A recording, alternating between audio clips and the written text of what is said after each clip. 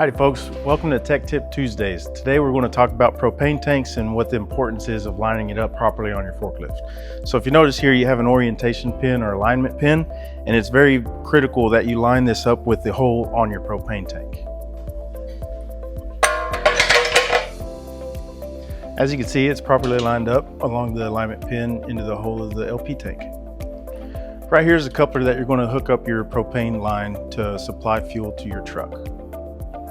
The reason it's important to lock this tank properly on your forklift is because on your service valve, you have a pickup tube that comes out and then it accesses the low point of your tank. So if you're not properly lined up, you'll be sucking in vapors instead of liquid. So again, expressing the importance of properly clocking your propane tank to your forklift so that it allows liquid propane to enter the forklift. So if you don't have your alignment pin, if it's not installed on the forklift, reach out to your service provider. We'll get one installed and you'll be ready to go. There you have it. Join us for the next Tech Tip Tuesday.